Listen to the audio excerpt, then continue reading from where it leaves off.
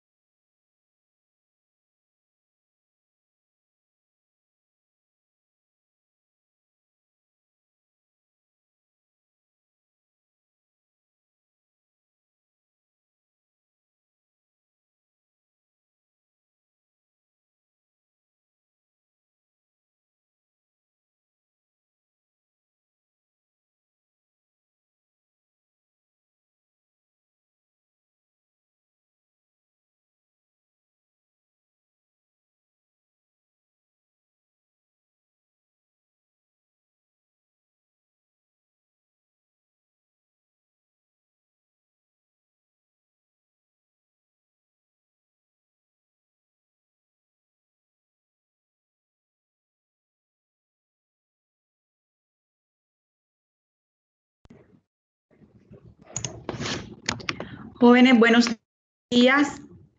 Al chat les voy a pasar el link para que vayan llenando la asistencia de los que ya están en la reunión. Luego más tardecito les vuelvo a reenviar el link para los que se conecten un poco más tarde, ¿ok? Les voy a agradecer que diligencien todos los datos, que no quede nadie sin diligenciar esa asistencia.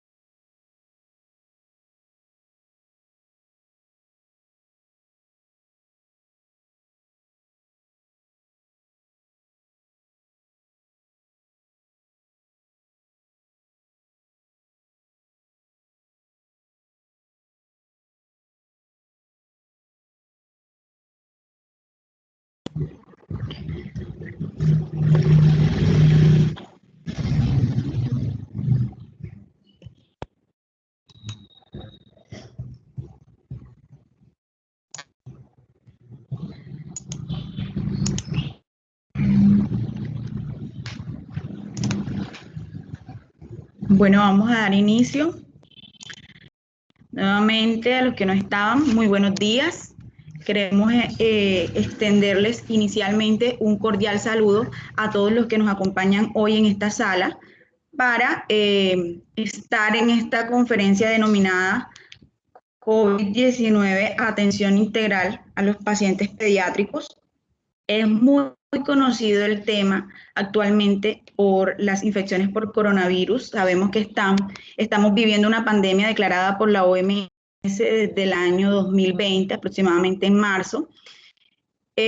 Y conocemos de esta enfermedad, ¿cierto? Que ataca, pues, que por su alta posibilidad de contagio puede atacar a todas las personas en diferentes grupos de edades. El día de hoy nos reunimos para hacer revisión de la literatura o de incluso de todos esos compendios de información que tenemos y contamos con la participación de la doctora Liz, que es médico y actualmente residente de pediatría de la Uninorte de segundo año. Doctora Liz, buenos días, bienvenida nuevamente a este evento académico.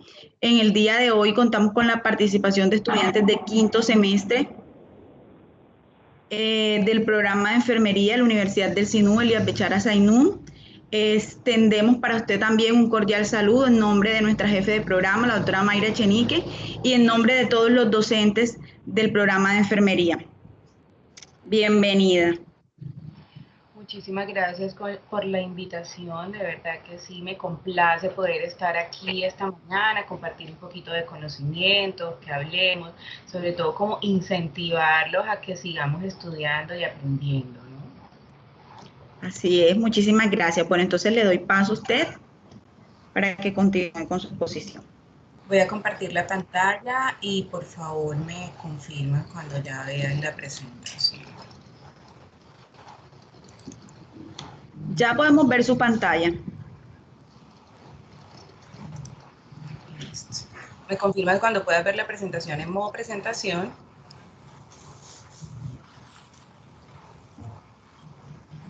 Listo, doctora, ya estamos viendo en modo presentación.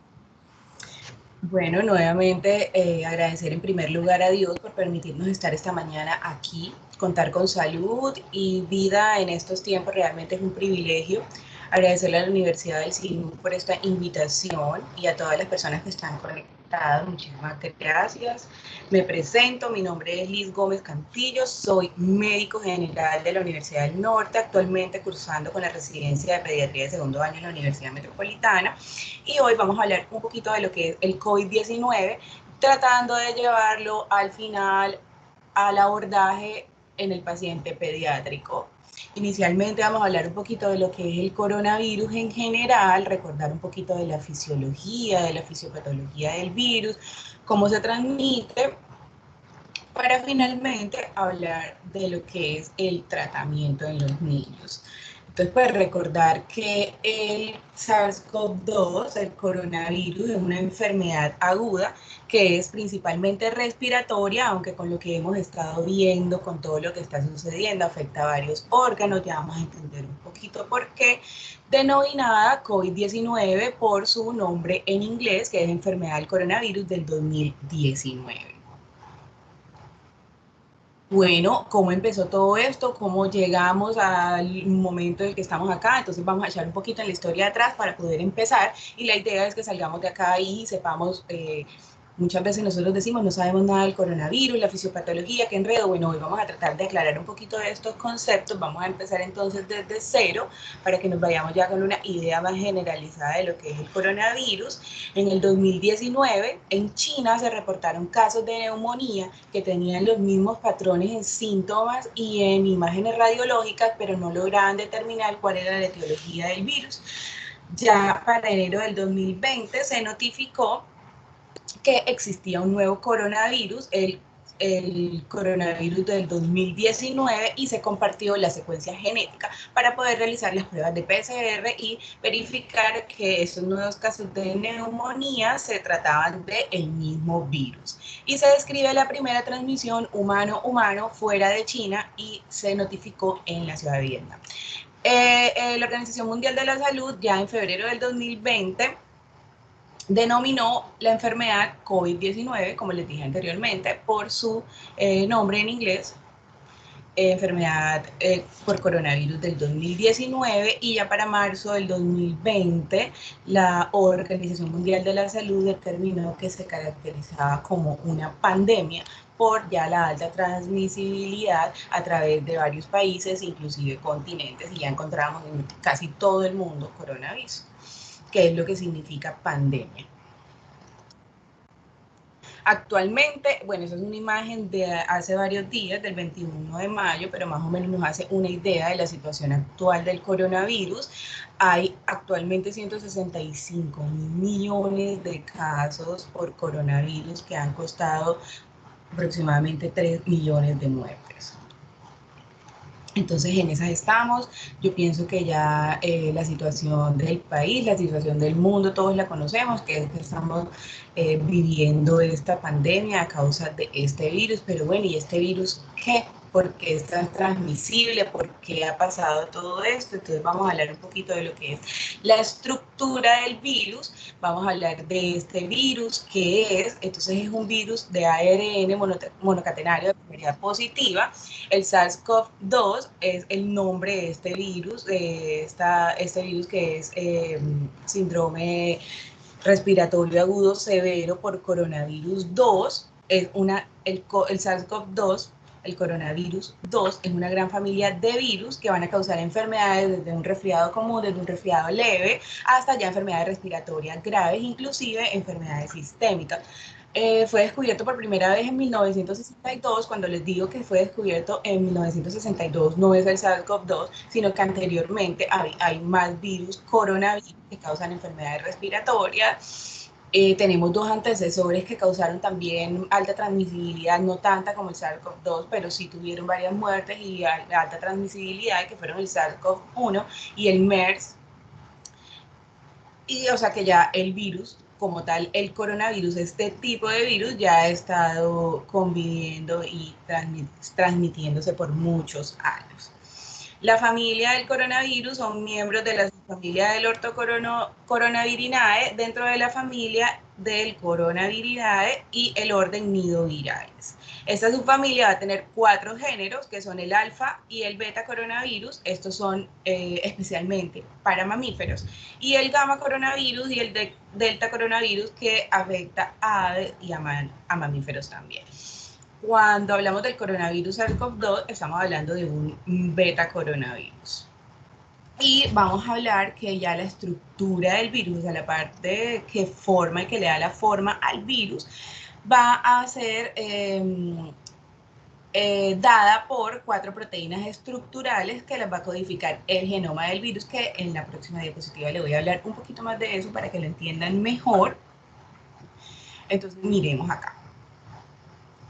El genoma del virus codifica, el genoma del SARS-CoV-2 contiene 30.000 nucleótidos que van a codificar para aproximadamente 27 proteínas, ¿cierto? De esas 27 proteínas, 4 son muy importantes porque son las que le van a generar la estructura al virus. Entonces, esas 4 proteínas de las que vamos a hablar ahora, que son las que le generan la estructura al virus, le dan la virulencia, le permiten que se transmita y le permiten que se replique y cause todas las enfermedades que causa, las vamos a reconocer con la mnemotecnia C, que significa S de proteína S o spike, E de envoltura, M de membrana y N de nucleocápside. Entonces, cuando hablamos de la proteína S, esta es la proteína más abundante de la membrana, es la que le otorga la forma de corona, que es lo que se ve al microscopio electrónico, y son estas espigas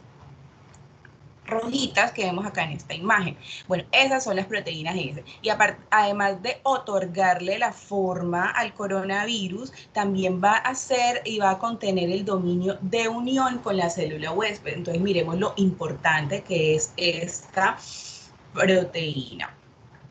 Tenemos la proteína E, que es la proteína de la envoltura.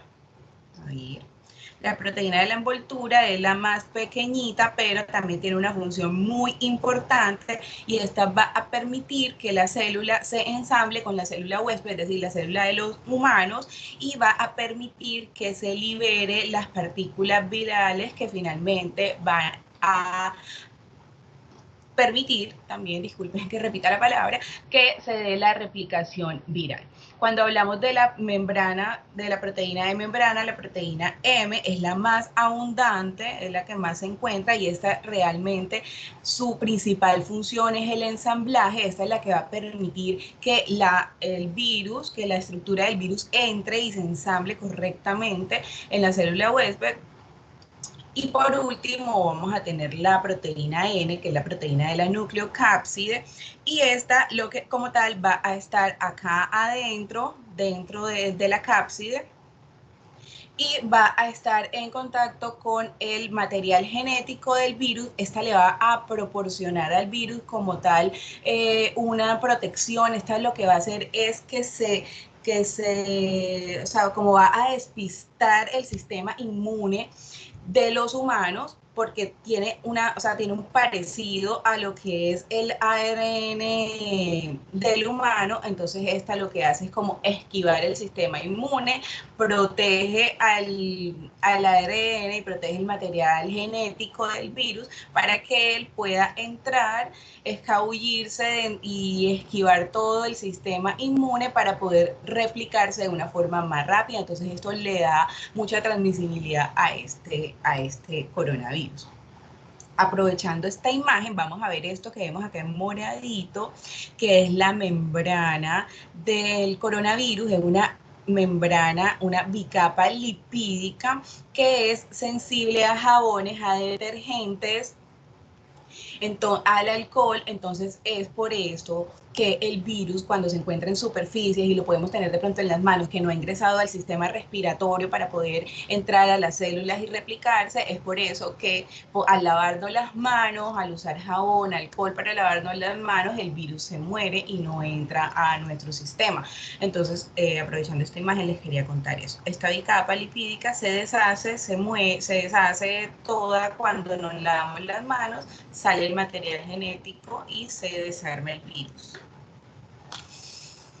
Entonces, bueno, esta imagen no se estresen, vamos a explicarla de una forma muy fácil. Aquí lo único que les quería contar, y se lo voy a contar rápido, es que ya habiéndoles explicado de qué se trata todas esas estructuras del virus, cómo entra el virus a la célula y cómo hace todo lo que hace y toda la sintomatología que va a presentar.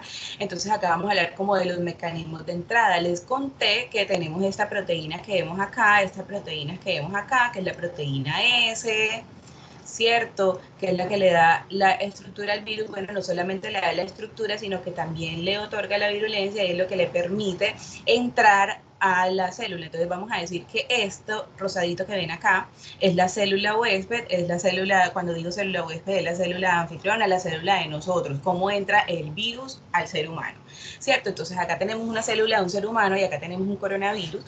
Entonces esta proteína Spike, la proteína S, vamos a verla aquí, tiene un dominio muy parecido a donde se debería unir la enzima convertidora de angiotensina 2. Entonces las células y sobre todo el alveolo y las células respiratorias van a tener muchos receptores para la enzima convertidora de angiotensina 2. Entonces ese dominio que es este, ay, se me perdió el mouse.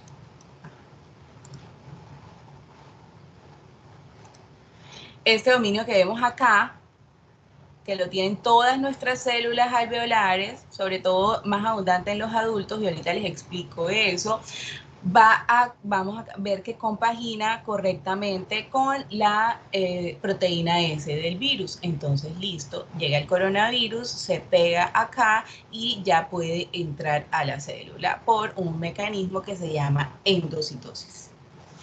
Entonces, ¿cuáles son los mecanismos de entrada? Inicialmente llega el coronavirus, se pega acá, entonces Listo, se pega y ya puede entrar. Pero ¿qué pasa? ¿Por qué se dan todas esas sintomatologías, toda esa respuesta inflamatoria que vemos en esta enfermedad? Entonces, ¿qué va a pasar? Va a haber una disregulación del sistema renina-angiotensina-aldosterona.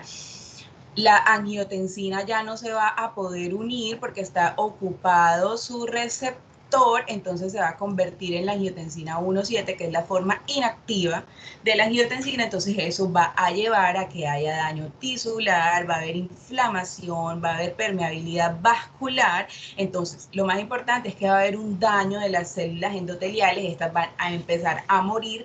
¿Por qué? Porque la respuesta innata, la primera respuesta que va a dar nuestro organismo es tratar de matar toda esa parte en la que el virus se está uniendo, pues para que no se una, ¿cierto? Entonces es como una respuesta, la primera respuesta, atacar. Entonces hay daño celular, hay daño en el endotelio, hay apoptosis, y entonces esta inflamación endotelial que se da va a aumentar la producción de trombina, ¿cierto? Y va a disminuir la fibrinolisis. Entonces hay un aumento de trombina y eso es lo que explica los eventos trombóticos asociados a la enfermedad de coronavirus. ¿Y qué pasa finalmente? Hay una disregulación de la respuesta inmune.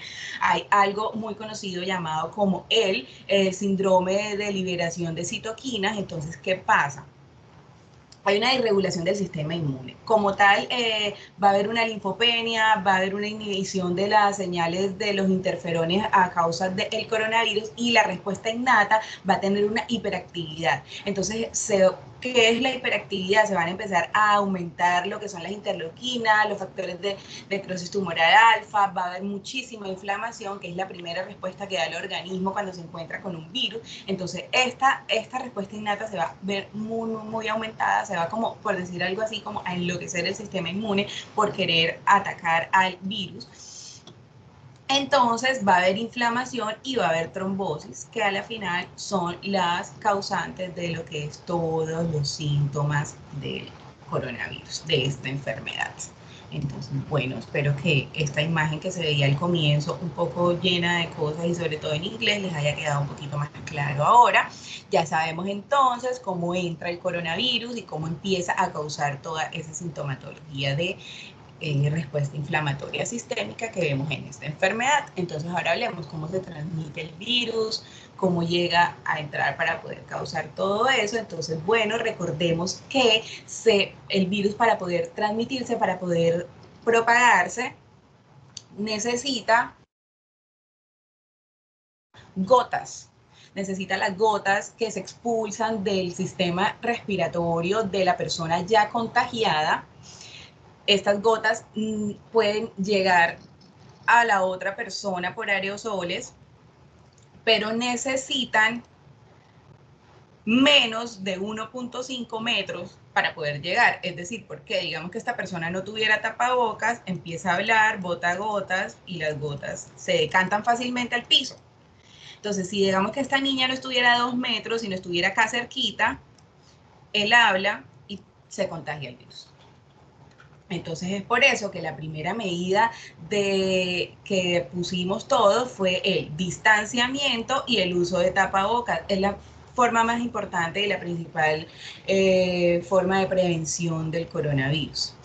Otra forma es tocar superficies que estén contaminadas con el virus, pero en las manos no tenemos receptores para el virus, entonces el virus puede quedar un tiempo ahí. ¿Y cómo matamos el virus? Entonces ahí viene la importancia del lavado de manos y el uso de alcohol, porque les dije al comienzo de la presentación que la membrana del virus se va a desarmar cuando se encuentra en jabones. Entonces sí, listo, tú puedes tocar una superficie, pero el virus no va a entrar a tu cuerpo por la mano.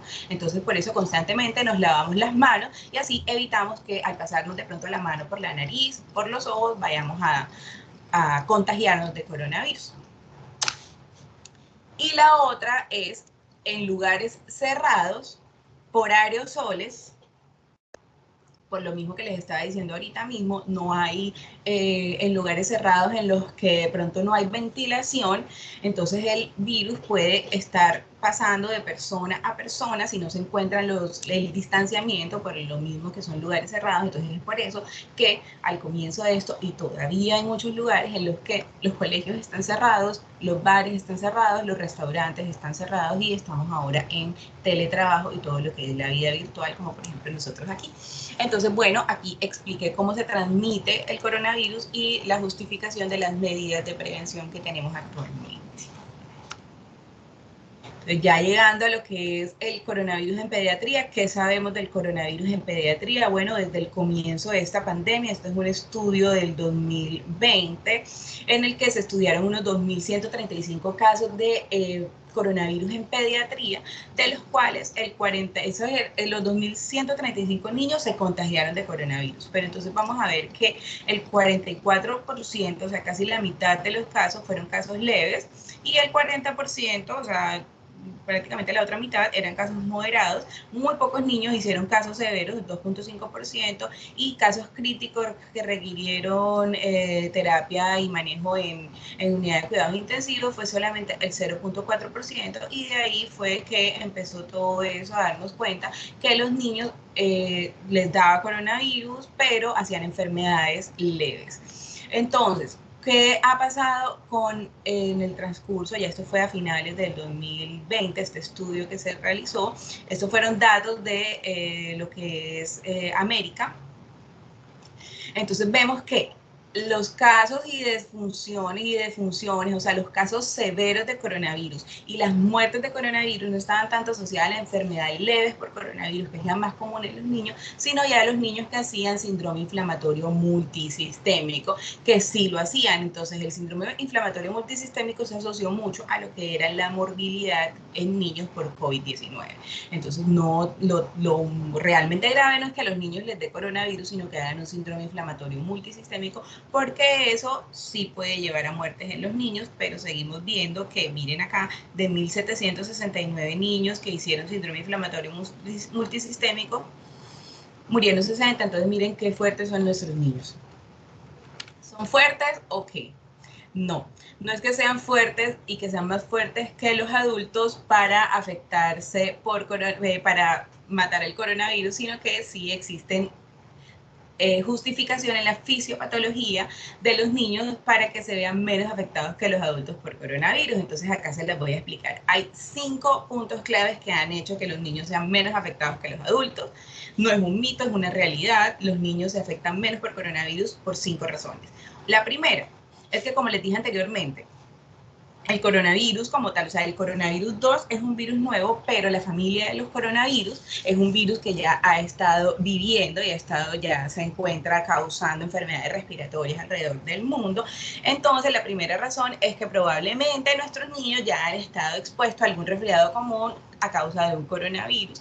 Entonces, ellos hacen inmunidad cruzada y pueden tener como una respuesta ya al coronavirus para atacarlo una vez entre. Otro motivo por el cual los niños tienen menos afectación por el coronavirus es que vemos acá en esta imagen, miren acá, los receptores, como les conté al comienzo, el receptor para el coronavirus que se encuentra en las células alveolares epiteliales van a ser el receptor para la enzima convertidora de angiotensina 2. Entonces vamos a verlo acá en esta imagen como estos punticos que ven acá, rosadito y azulito, estos punticos. Entonces los niños tienen menos receptores de la enzima convertidora de angiotensina 2 que los adultos, porque acá vemos un alveolo de adulto y miremos el montón de punticos que tiene. Entonces esa es otra razón por la cual el virus llega y se entra fácilmente en el alveolo del adulto, y en el niño casi no encuentra receptores para entrar. La otra es la respuesta de las células TH2, que ellas fácilmente van a hacer que se liberen las interleuquinas y la respuesta para atacar al virus también van a activar fácilmente lo que son los eosinófilos, los mastocitos y los basófilos para lo que es la respuesta, la respuesta inmediata para atacar al virus y evitar que se replique. Y también estos pacientes van a ser menos, entonces, ¿por qué hacen? Porque, bueno, listo, digamos que el virus ya pasó todo esto, encontró algún receptor por aquí, entró y pasó estas interleuquinas, pero bueno, el niño se enfermó, le dio coronavirus, pero fue leve. ¿Por qué? Porque la respuesta inflamatoria así fuerte, toda esa inflamación, toda esa fibrinolisis, todo eso, toda esa disminución de la fibrinolisis y los efectos trombóticos se dan a causa de la respuesta que hace el aumento en la producción de la interleuquina 6. Y nuestros niños tienen poquita interleuquina 6. Entonces, listo, se enfermó el niño, pero le dio un caso leve. Entonces ya sabemos por qué pasa. Acá vemos la diferencia. Los niños tienen muy poquita producción de interleuquina 6 y miren los adultos. Entonces, por eso los adultos responden ya y se dan los casos severos de respuesta inflamatoria sistémica por coronavirus. Se ve peor en los adultos que en los niños. Igual los niños sí son fuertes, pero acá ya entendemos por qué no les da coronavirus tan fuerte. Datos importantes, datos que tenemos que saber sobre esta infección por coronavirus. El periodo de incubación más o menos es de 5 a 6 días. En los niños puede llegar hasta 20 días el periodo de incubación. Recordar que el 80 al 90% de los casos de enfermedad por coronavirus en los niños van a ser casos leves, inclusive pueden ser asintomáticos. Solamente un 10% van a requerir hospitalización y, gracias a Dios, un 5% nada más pueden tener una evolución grave. Y la mortalidad en ellos es muy baja y oscila entre el 0.01% al 2% de los casos. Entonces vamos a hablar aquí un poquito de lo que es la presentación clínica. Esta imagen me gusta muchísimo, dice mucho, sobre todo por lo que es en realidad esta enfermedad. Digamos que esta parte que ustedes ven aquí es cuando la persona se infecta, cuando la persona se contagia por coronavirus y empieza todo lo que es el periodo de incubación. Acá en esta azulita clarita vemos el periodo presintomático, es decir, la persona se contagia, está sintomática, está incubando, empieza la fase presintomática, pero en esta fase presintomática, aproximadamente unos 5 días antes de empezar los síntomas y la presentación clínica de esta enfermedad, empiezan a aumentar la replicación viral, que es esta partecita, esta lineecita azul que ustedes ven acá. Entonces empieza la replicación viral y vemos que acá, en el día 0, entonces el primer día de enfermedad ya aumenta a este nivel la replicación viral, siendo el día 2 aproximadamente. Entonces, ¿qué quiere decir esto, doctora? Quiere decir que aquí hay alta replicación viral y este es el día, y estos días son los días en los que más fácil puedes transmitir el coronavirus y la persona puede transmitir el coronavirus. Sin embargo, es inversamente proporcional a la sintomatología clínica. Entonces vamos a ver que, por ejemplo, en los días en los que la persona más va a transmitir el virus, son los días en los que mejor se va a sentir. Entonces es por eso que esto se ha transmitido tanto, porque digamos que las personas dicen, no, eso no es COVID. Eso no es COVID porque la gente tiene en la mente que el COVID te va a llevar a UCI, te vas a morir, pero si tienes nada más un moquito, una tosecita, me duele un poquito la garganta, eso no es COVID, eso es que me resfrié. ¿Cierto? Entonces la gente sale, la gente no se está cuidando, sale y contagia a otras personas, porque el día 2 de su enfermedad es el día en el que más contagia, así tenga muy poquitos síntomas. Entonces acá empieza a bajar ya el día 8, el día 10, ya la replicación viral baja, es decir, ya las personas en el día 14, el día 15 probablemente no van a contagiar. Sin embargo, al día 8, al día 7, 8 aproximadamente, el curso clínico de la enfermedad puede cambiar. Y eso es muy importante, porque se comporta diferente a los otros resfriados, a las otras gripas. Nosotros por lo general, los primeros días son los que peor nos sentimos, ya por ahí el día 7, pues ya no tenemos como mucho una tosecita residual, pero acá al contrario, las personas pueden estar bien, pero no se puede bajar la guardia porque el día 7 y 8 el curso clínico de la enfermedad puede cambiar y las enfermedades severas y críticas pueden empezar a presentarse a partir del día 9. Entonces vemos que en lo que se ha visto hasta ahora del coronavirus, las hospitalizaciones se están dando aproximadamente el día 7 y el ingreso a unidad de cuidados intensivos se puede dar inclusive en el día 11 de enfermedad. Entonces era lo que les quería explicar con esta imagen.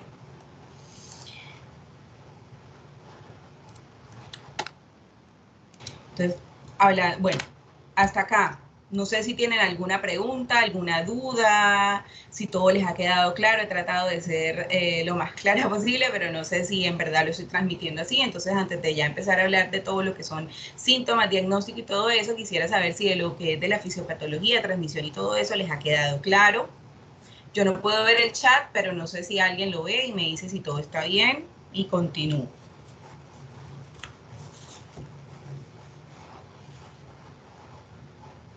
Hola.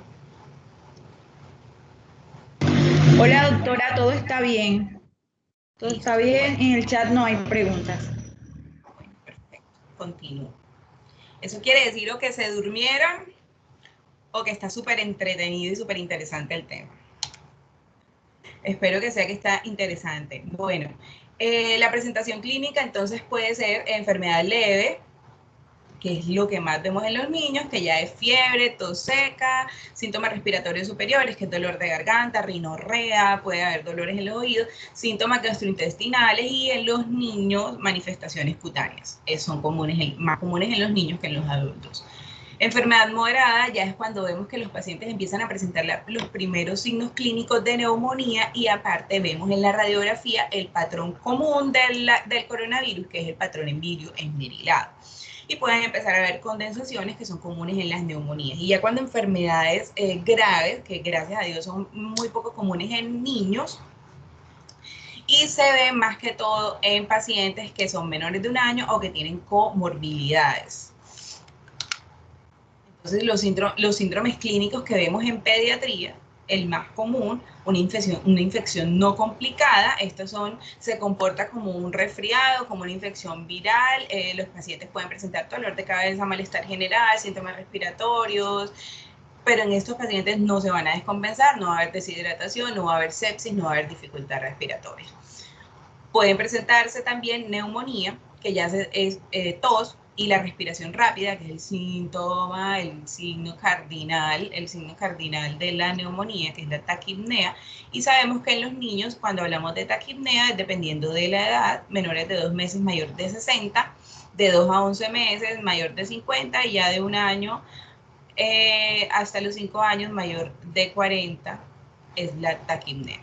Entonces, un paciente que tenga taquipnea y tenga tos y empieza a tener signos de dificultad respiratoria leve, entonces ya puede estar asociado a una neumonía, y ya una neumonía severa es cuando ya vemos esos signos de dificultad respiratoria que ya están causando cianosis, ya el paciente se está poniendo pues, los deditos azules, ya el paciente está teniendo dificultad respiratoria, se está viendo ya la disociación toracoabdominal, ya el paciente está teniendo dificultad para alimentarse, puede presentar signos de deshidratación, ya se van a ver alterados sus parámetros gasométricos, y ya en las imágenes de radiografía ya se pueden ver complicaciones como derrame pleural, atelectasias, infiltrados bastante feitos. Y las otras manifestaciones asociadas a cuadros graves, que también se pueden ver en la neumonía severa, ya es cuando se ven trastornos en la coagulación, pero más adelante ya les voy a explicar que esto no es muy común en los niños y se ve más que todo en niños que tienen factores de riesgo para presentar estos trastornos, que ahorita los vamos a ver cuáles son. Y ya las presentaciones graves de COVID-19 que se ven en los niños, y no solamente por el COVID-19, sino por cualquier agente puede presentar esto, sobre todo estos niños que ya empiezan a hacer este síndrome de distrés respiratorio, son niños que ya han tenido una sobreinfección bacteriana.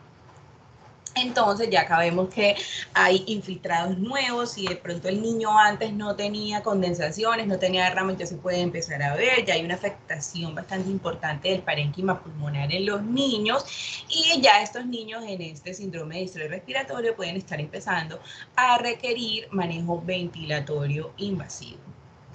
Ya la sepsis es ya hay mucha respuesta inflamatoria sistémica, ya vemos afectación orgánica.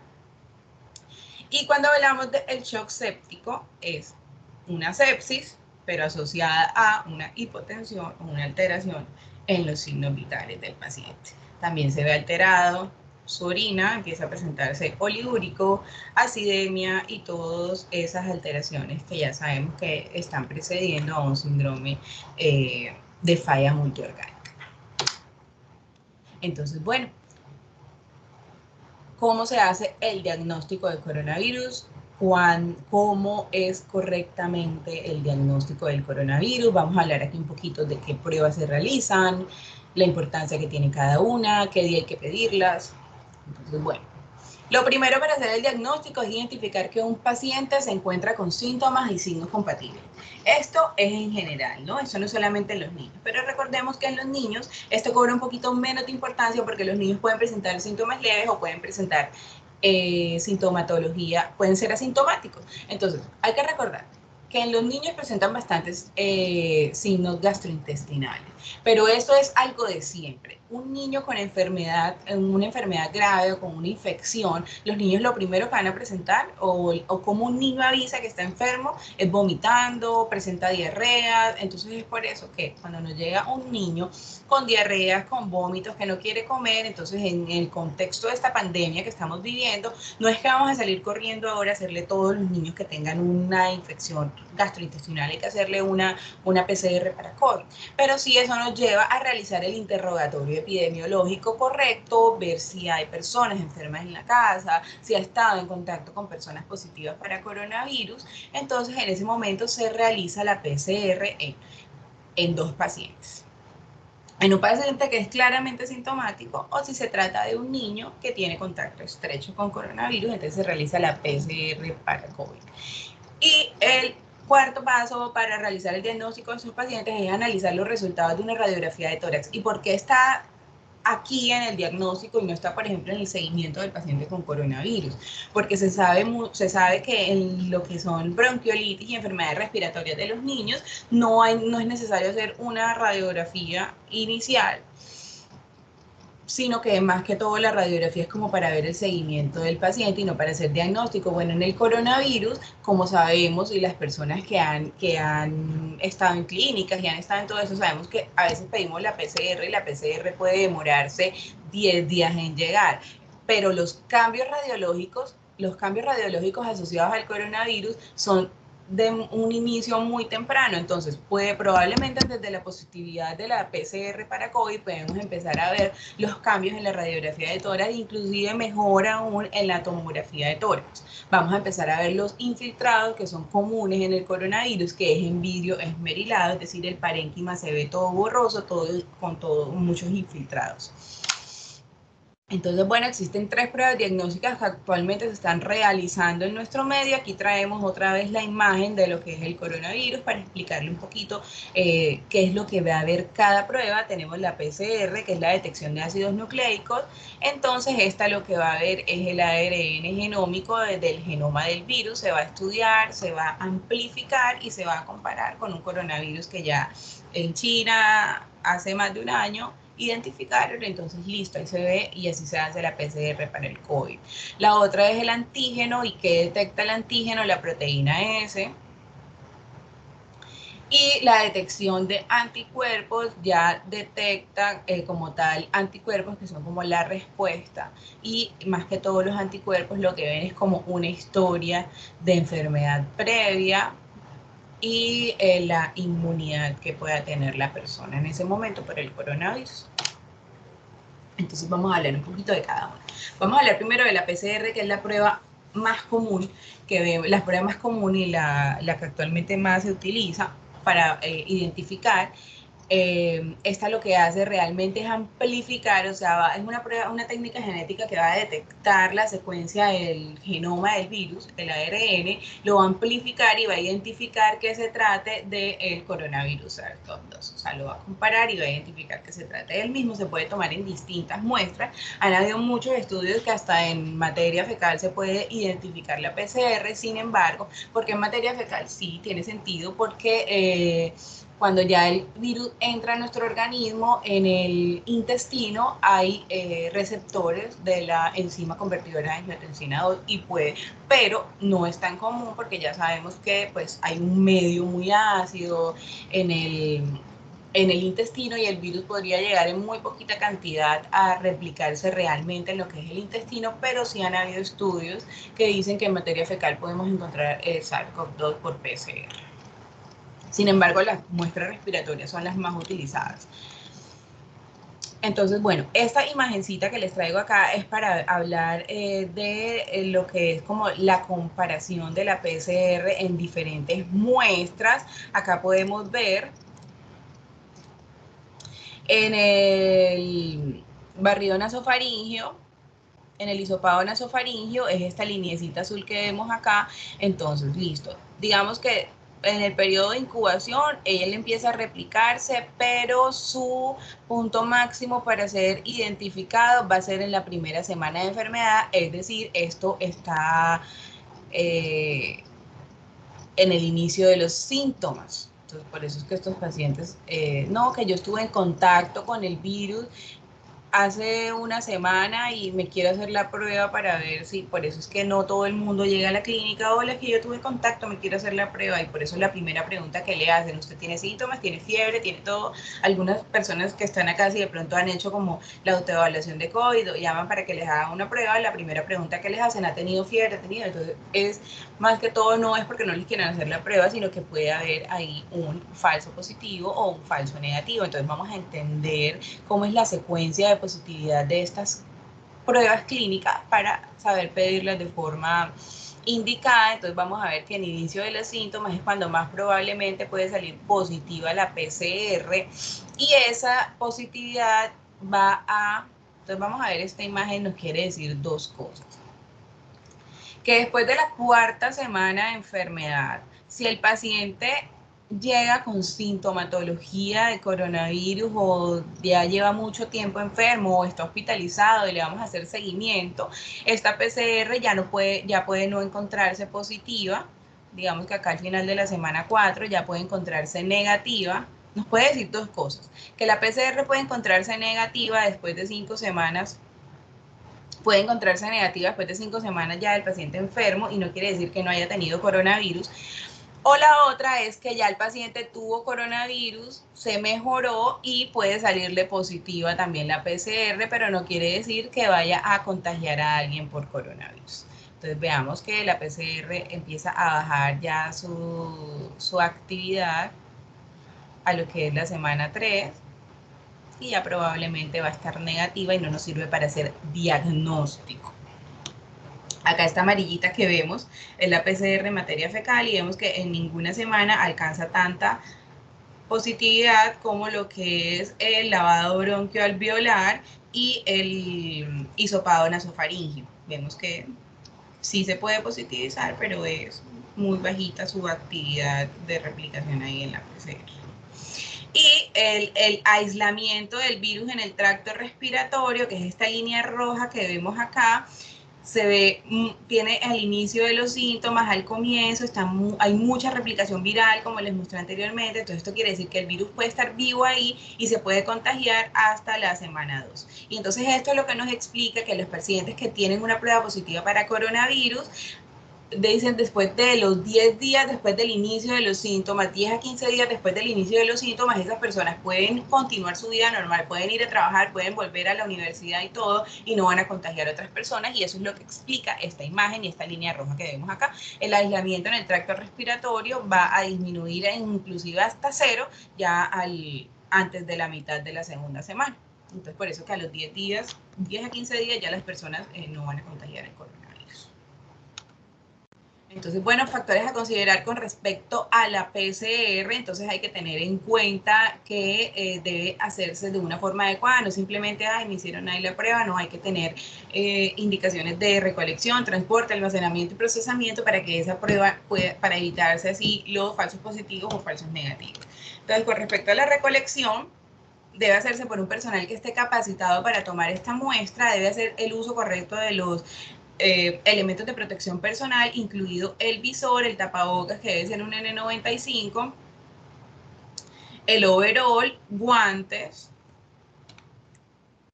Entonces, la forma más utilizada y la que pues tiene mayor sensibilidad y especificidad es la muestra por nasofaringia.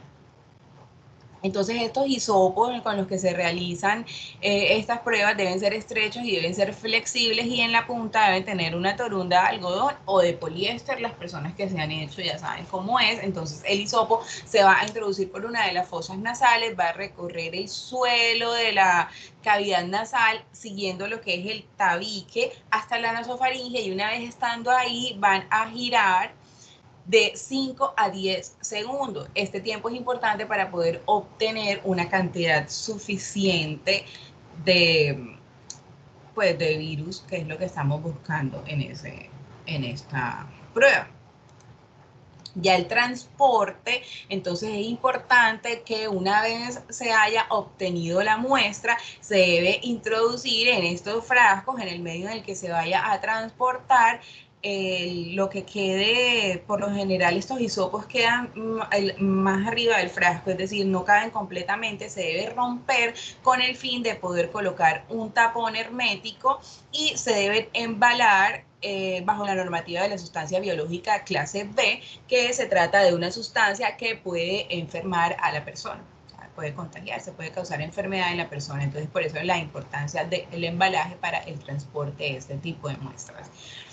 Y el almacenamiento se deben transportar respetando lo que es la cadena de frío. Se deben almacenar en 4 grados y enviarse a un laboratorio donde se debe ser procesado en un máximo de 72 horas. Si van a pasar 72 horas y no se va a procesar esta muestra, entonces esas muestras deben ser congeladas a menos 70 grados centígrados hasta que se envíen a donde se vayan a procesar, asegurándose que se mantenga la cadena de frío.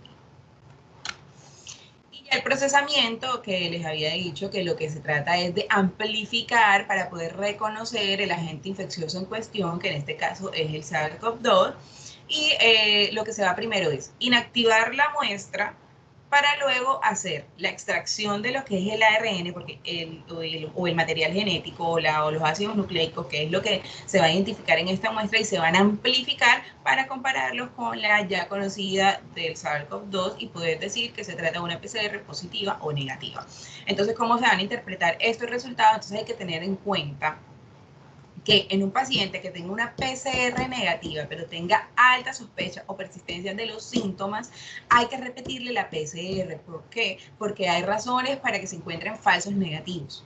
Miren, que la toma de muestra fue inadecuada, es decir, se tomó una cantidad escasa cuando se estaba tomando la muestra, que no se respetó la cadena de frío de esa PCR, de esa muestra, que fue lo que les acabo de explicar, que hay que pues al tomar el resultado se extrajo una muestra deficiente en la que no se pudo haber visto completamente el ARN del virus, o que se haya tomado en un día en el que hay poca eliminación viral en el estado evolutivo de esa enfermedad, que es lo que les mostré en la imagen inicial, que ya después de la tercera semana empieza como a bajar esa replicación viral y puede haber poca eliminación del virus en la nasofaringe, ¿no?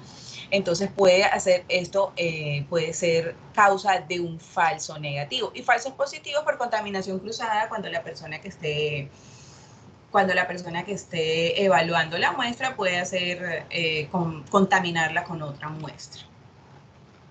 Entonces ya sabemos, en personas que tengan una enfermedad grave, que no se pueda encontrar la etiología, que tenga síntomas, que tenga contactos y sospechemos altamente que se trata de una infección por SARS-CoV-2, lo mejor es repetir la PCR o tomar otro tipo de muestra dependiendo del estado evolutivo de la enfermedad, que es lo que les voy a explicar ahora. Tenemos otra prueba que es la detección de antígeno. Entonces esto aquí lo que se va a detectar son proteínas constitutivas o proteínas estructurales, que son las S, las proteínas S, como ya les había mostrado ahorita mismo, y tienen su máximo rendimiento en el curso de la primera semana. Después de la primera semana es que van a tener su máximo rendimiento. Sin embargo, que la prueba de antígenos salga negativa no descarta que el paciente tenga una enfermedad por coronavirus, y siempre que tengamos una alta sospecha de clínica de un paciente con COVID, así tenga una prueba de antígenos negativo, hay que hacerle una PCR. Sin embargo, que la prueba de antígenos salga positiva si tiene un muy buen valor predictivo positivo, y se puede considerar el caso como verdaderamente positivo. Entonces, en conclusión, la prueba negativa no descarta, pero la prueba positiva sí confirma la enfermedad por coronavirus. Y la otra, que es la detección de anticuerpos, esto como tal lo que nos va a ayudar es a ver que hayan ya anticuerpos. ¿Qué son los anticuerpos? La respuesta del organismo a esa enfermedad. Es decir, si esta prueba tiene una positividad, quiere decir que ya nuestro cuerpo estuvo en contacto con el virus. Entonces existen dos: la IgM, que nos confirma que se trata de una enfermedad actual, es decir, esos anticuerpos están actualmente atacando al virus, y tenemos la IgG, que ya es como la memoria, ¿cierto? Entonces eso nos quiere decir que ya estuvo en contacto. Entonces, si tenemos una IgG positiva y con una IgM negativa, eso quiere decir que ya nuestro cuerpo estuvo en contacto con el virus, pero ya actualmente no tenemos la infección activa, ¿cierto? Entonces, eso se van a empezar a detectar a partir del 10º día de la enfermedad. Entonces, cuando ya tenemos esas personas que ya llevan mucho tiempo enfermos y queremos saber cómo está la cuestión del coronavirus, o digamos que es una persona que dijo, no, yo tengo gripa, me dio gripa hace 20 días y me ha quedado una tos, y no, y fue coronavirus, no sé, bueno, esa persona ya no le vamos a hacer una PCR, ¿cierto? Entonces la persona se puede hacer es una prueba de anticuerpos, y ahí probablemente le va a salir que sí estuvo en contacto, que tuvo una IgG positiva, pero ya la IgM está negativa y le quedó fue una tos residual. Entonces es como para eso que sirven este tipo de pruebas. Acá tenemos el resumen de todo lo que les acabo de decir. La PCR va a salirnos positiva en casi todos los estadios de la enfermedad. En la fase presintomática empieza a positivizarse, la fase inicial, que es hasta los 7 días, ya de 8 a 15 días no puede salir negativa, pero puede también altas posibilidades de seguir saliendo positiva. Ya lo que son los antígenos, vemos acá que tiene un muy poquito, o sea, estrecho el margen en el que puede salir positivo, inclusive también puede salir negativo, que es de 1 a 7 días nada más. Y ya los anticuerpos, que vemos que hasta una infección pasada pueden positivizarse, y pueden empezar a positivizar a partir del 7º día. Entonces, pues, es acá como esto nos guía para saber qué prueba vamos a tomar. Y bueno, ya llegando a lo que es realmente el manejo, vamos a hablar del abordaje terapéutico. Esto sí ya va a estar más guiado a lo que son los niños. Entonces, bueno, el manejo del coronavirus ha sido cuestión de muchos estudios, todavía no tenemos la verdad absoluta en el tratamiento. Lo más importante del manejo de eso, y sobre todo nosotros que somos personal de la salud, es la prevención, es decir, estos pacientes deben estar aislados, hay prevención de aerosoles, control de infecciones para no transmitirla, y lo más importante es el tratamiento de sostén. Cuando hablo de tratamiento de sostén, es soportar, hacer el soporte de ese paciente, sea ventilatorio, es decir, si tiene necesidad de oxígeno, mantenerlo hidratado, mantenerlo con sus electrolitos, que el paciente no se vaya de pronto a desnutrir, que no vaya a alterarse de pronto, pues sostenerlo, si tiene de pronto dificultad respiratoria, y hay que ir poniendo, o sea, como que el coronavirus no es que el paciente llega y ¡fum!, sale en todo el tratamiento para él, no, hay que ir viendo cómo se va comportando, qué curso clínico va tomando el paciente para ir tomando las muestras, si es necesario de pronto ponerle antibiótico por una sobreinfección, listo. Entonces todo eso se va viendo como en el curso clínico de la enfermedad. Lo importante es conocer que tenemos en pediatría grupos de riesgo, y cuando te hablo de grupos de riesgo son pacientes que su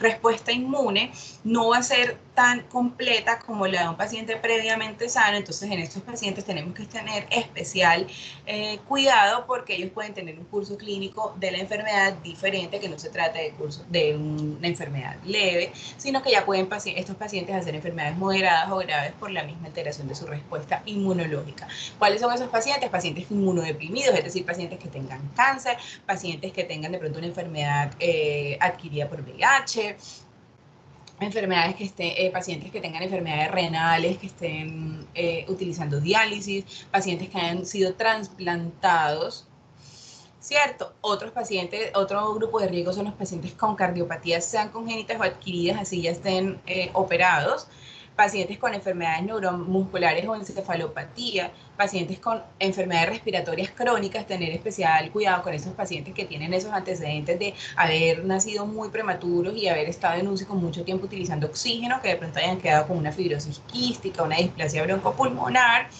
pacientes con anemia de células falciformes, pacientes con diabetes tipo 1 y recién nacidos prematuros. Entonces ese es como el grupo de riesgo que en el transcurso del tratamiento, de pronto les voy a hablar de grupo de riesgo y ya saben que estamos hablando de este tipo de pacientes. ¿Cuáles son las medidas de sostén? Entonces, suministrar el oxígeno según el paciente lo necesite, es decir, si sea invasivo o no invasivo, el suministro del soporte de líquidos y electrolitos. Recordemos que los pacientes pediátricos se les van a aumentar las pérdidas insensibles de líquidos con la taquipnea. Entonces, es un paciente que está teniendo dificultad para respirar, es un paciente que está teniendo aumento de pérdidas insensibles por la taquipnea que tiene. Si está teniendo fiebre, aún más están aumentando sus pérdidas insensibles. Y si el paciente está teniendo dificultad para alimentarse, entonces es un paciente que está en alto riesgo de una deshidratación o una alteración electrolítica por no estar recibiéndolas adecuadamente. Entonces, en estos pacientes hay que suministrar y estar muy pendientes de que estén bien hidrataditos y con un buen soporte de líquidos y electrolitos. Suministrar antibióticos empíricos según esté indicado, que ya vamos a hablar de las indicaciones del antibiótico en coronavirus, y monitorizar los signos vitales, incluidos la presión arterial y la saturación de oxígeno.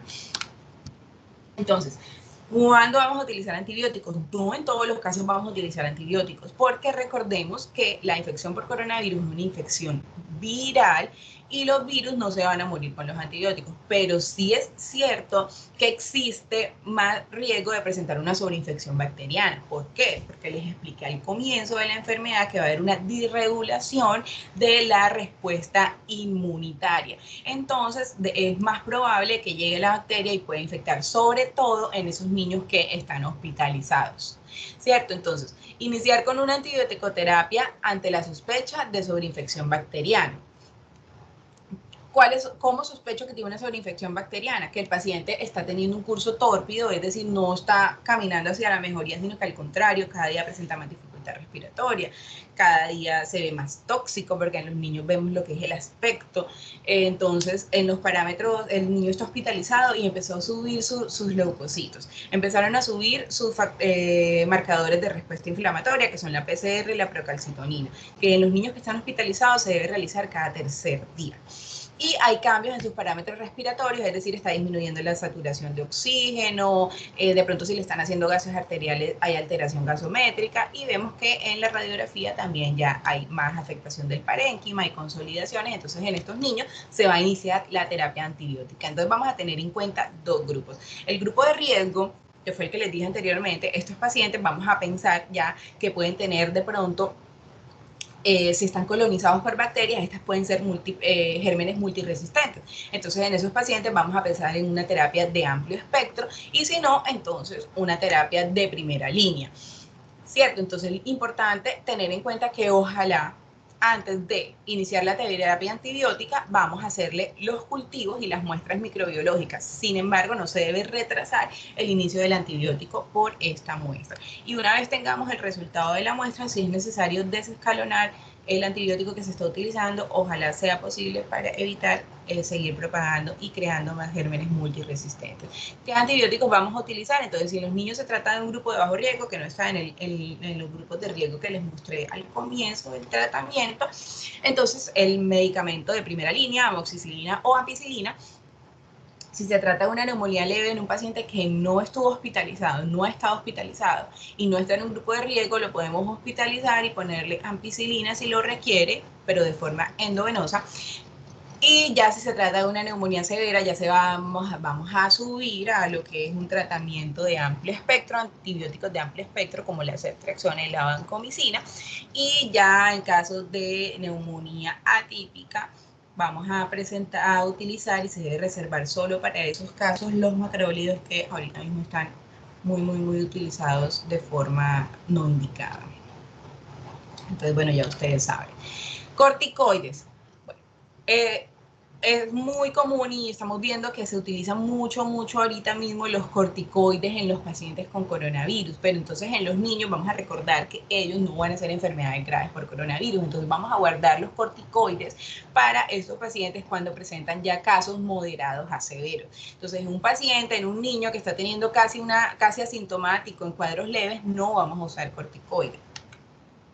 ¿Cuáles son los cuadros en los que ya vamos a empezar a usar corticoides? Ya un paciente que está teniendo neumonías, que ya está empezando a alterarse su saturación de oxígeno, ya está presentando mucha dificultad respiratoria, o ya es un paciente que tiene un shock o un síndrome multisistémico inflamatorio. Entonces, en esos pacientes vamos a utilizar metilprednisolona 1 miligramo por kilo día, máximo 3 a 5 días. Y también hay estudios que dicen que la dexametasona vía oral también ha tenido muy buenos resultados.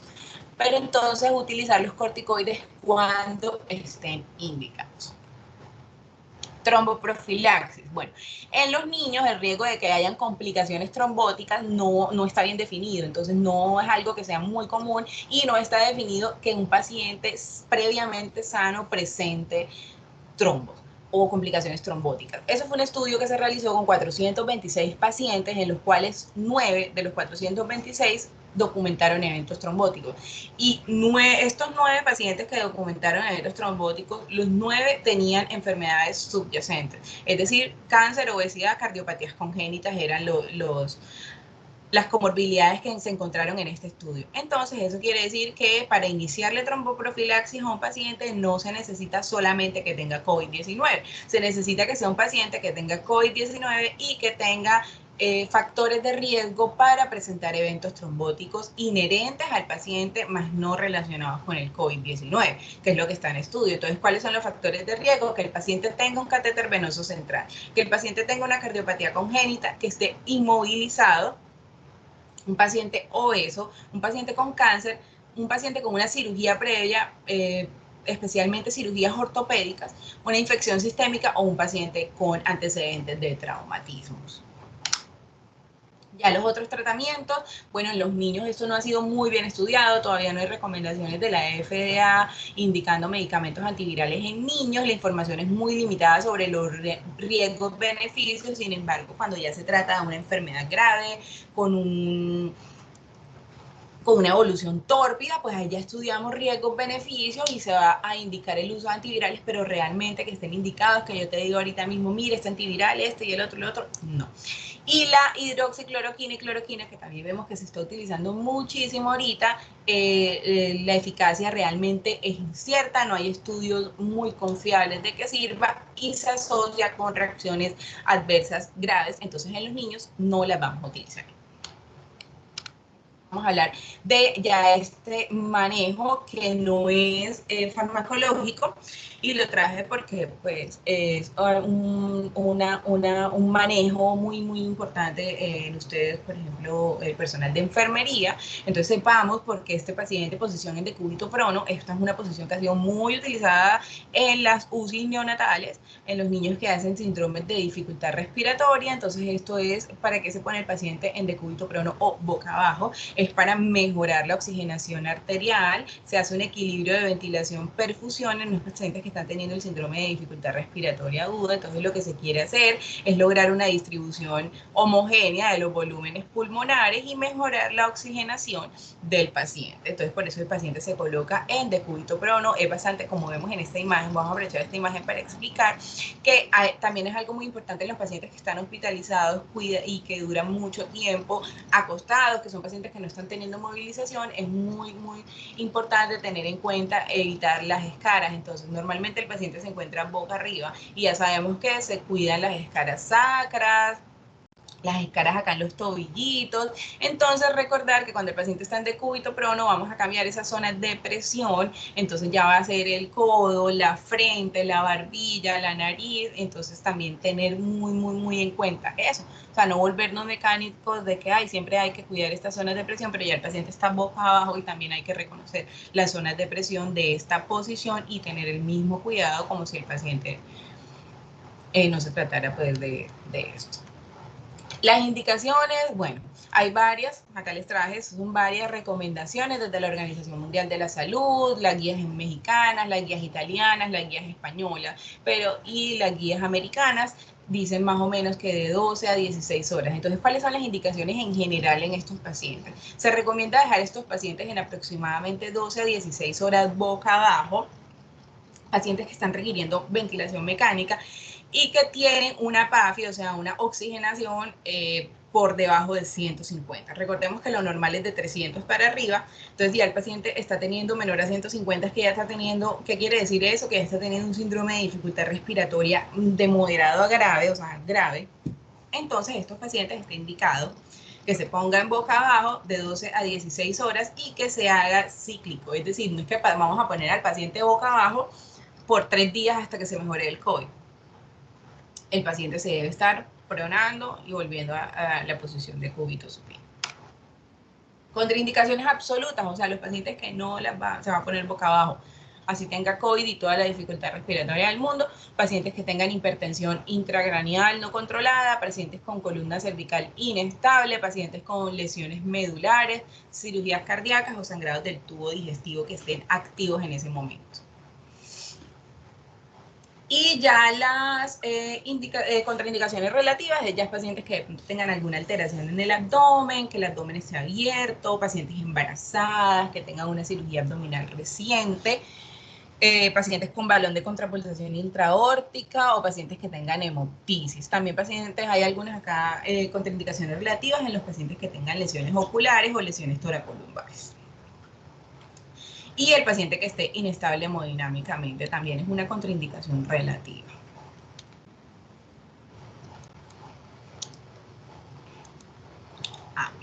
Listo.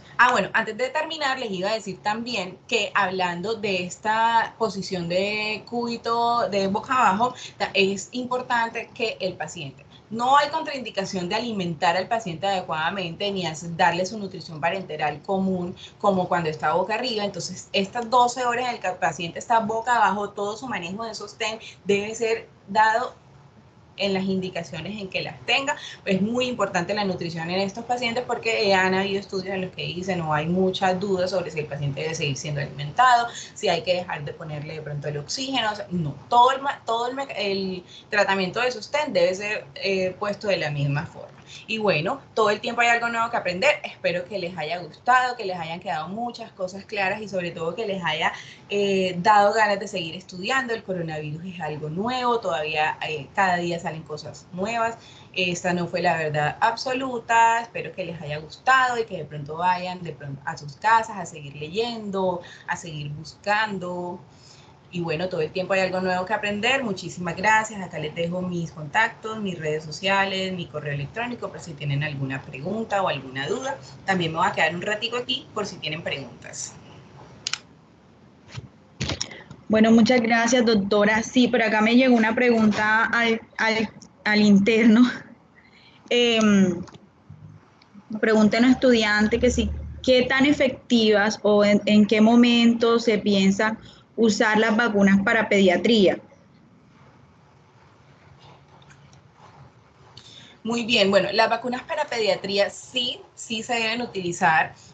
A la final va a ser algo como, en lo que pienso yo, a la final va a ser algo como la influenza, que es algo anualmente que hay que utilizarlas, que hay que estárselas colocando, pero ahorita mismo recordemos que los niños no son como el principal motivo de vacunación, porque ellos no transmiten tanto el virus, porque como les dije anteriormente, como les dije en la fisiopatología del virus, los niños van a recibir el coronavirus y probablemente ese coronavirus va a morir. Es decir, ellos no son como tan transmisores del coronavirus. De hecho, han habido muchos estudios en los que dicen que los niños pueden volver a la escuela porque como tal ellos no se van a contagiar el virus entre ellos, sino y no han vuelto a la escuela no tanto por ellos, porque se contagien de coronavirus y todo eso, sino por más que todo por los profesores. Entonces, bueno, sí se van a vacunar, sí deberían vacunarse, sobre todo por la continuidad, porque este coronavirus es una enfermedad que no se va a ir. pero no es como la principal preocupación en estos momentos porque los niños no están haciendo enfermedades graves y no son realmente tan transmisores del coronavirus como los adultos. Ok, muchísimas Doctora gracias. Liz, bueno, doctora Liz, muchas gracias por todos los aportes. Aquí tenemos otra preguntita relacionada pues con los pacientes pediátricos y con nuestros estudiantes que ven todo el componente materno y preguntan que si el coronavirus puede causarle problemas a una mujer embarazada o a su bebé.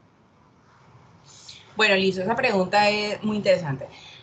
A una mujer embarazada le puede presentar su sintomatología normal como un adulto. Cierto, ella sí se puede enfermar, pero no se ha comprobado que ella pueda transmitirle la enfermedad de forma vertical, es decir, que el paciente dentro de la barriga vaya a realizar infección por coronavirus, síndrome de dificultad respiratoria y todo eso. Lo que sí está claro es que estas pacientes, por la misma respuesta inflamatoria sistémica, son pacientes que pueden llegar a presentar enfermedades de pronto por coronavirus grave. Ellas sí las pueden presentar, no están inmunizadas para presentar todo eso. Ellas pueden presentar enfermedades graves y eso puede alterar la estabilidad de pronto del paciente en la barriga, pero más que todo, más que por el coronavirus, por la dificultad respiratoria, va a ser por la alteración inflamatoria que esta paciente vaya a tener. Y hablando ya de la transmisión vertical, es decir, que a la paciente le vaya a pasar el coronavirus de la mamá a la barriguita, no, porque no atraviesa la barrera hematoencefálica. Sin embargo, una vez el bebé nazca, sí puede afectarse por coronavirus, la mamá le está dando seno. No está contraindicado, no está contraindicado dar el seno, pero de todos modos sabemos que la mamá está muy en contacto con el niño, entonces existe como más riesgo de que ese niño se vaya a contagiar, pero no de forma vertical. Espero que haya respondido la pregunta. ¿Qué posibilidades hay de que si, por ejemplo, una mujer que esté embarazada le dé COVID, la desembaracen? O sea, ¿qué conllevaría que de pronto le hagan o sea, le adelanten el parto, la desembaracen? Ok, solamente por el hecho de tener coronavirus no es una justificación para desembarazar a una paciente. ¿Qué puede llevar a que una mujer la desembaracen? Puede llevar a que una mujer la desembaracen que esté alterada su estabilidad hemodinámica y que esa alteración hemodinámica esté llevando a alteraciones del paciente. Es decir, esta paciente puede llegar a ser una enfermedad grave, puede terminar estando en UCI requiriendo ventilación mecánica. Pero si esa paciente tú le estás haciendo monitoreo y es obviamente que si ella está teniendo dificultad respiratoria y toda esa alteración de su oxigenación y una respuesta inflamatoria muy severa, puede estar afectado también la estabilidad del bebé, porque inclusive si la mamá está estresada, si la mamá le da fiebre, al niño también se altera. Entonces, si toda esta cascada inflamatoria está alterando la estabilidad del niño, es decir, ya hay alteraciones en el monitoreo del niño y ya está teniendo de pronto bradicardias y el niño ya tiene mucha inestabilidad y entonces el niño hay que desembarazarlo porque ya no está bien, o sea, ya su medio no está adecuado para que él siga creciendo allá adentro. Pero porque tenga coronavirus, si tiene una enfermedad leve, moderada, puede inclusive hospitalizarse, ponerle sus antibióticos, todo y salir y continuar con su embarazo completamente normal. Solo se debe desembarazar en el caso de que ya el paciente esté presentando alteraciones, o sea, que ya no haya bienestar fetal.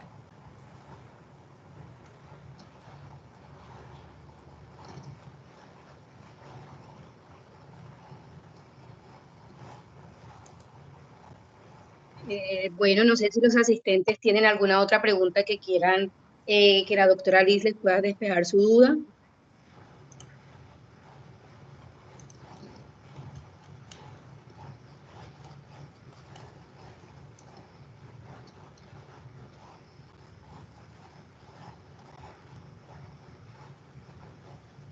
Bueno, creo que entonces quedó muy claro su ponencia, doctora Liz. Como le dije al inicio, darle las gracias por la participación o la aceptación de este encuentro que quisimos pues hacer para nuestros estudiantes, para que fortalezcan y mucho más en este tema que ha sido algo nuevo para todos, ¿cierto? Aunque tenemos año y piquito de estar en el tema del COVID y que hace mucho tiempo se escucha el SAR y las familias y todo lo que usted nos explicó el día de hoy, es algo en lo que todo el tiempo, desde ahora y en adelante vamos a seguir aprendiendo. Y bueno, darle muchas gracias a usted por eso, felicitarla por su ponencia, por la claridad que tuvo, por ser bastante dinámico en transmitir el conocimiento pues, a nuestros estudiantes y, y esperar que en un futuro pueda participar en nuevas ponencias con nosotros, nuevas invitaciones.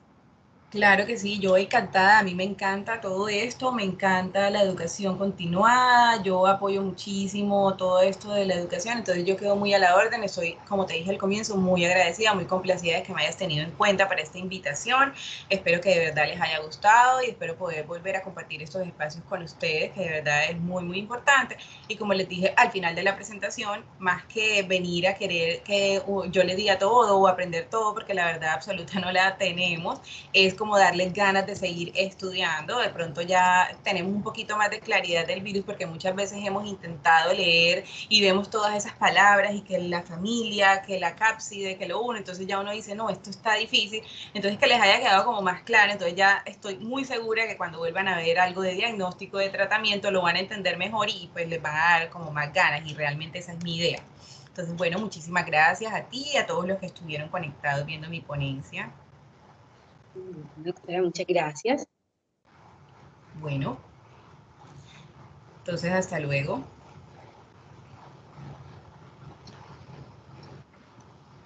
Muchas gracias, doctora. Bueno, también les agradecemos a todos los estudiantes que se conectaron el día de hoy a nuestra ponencia, a este evento académico.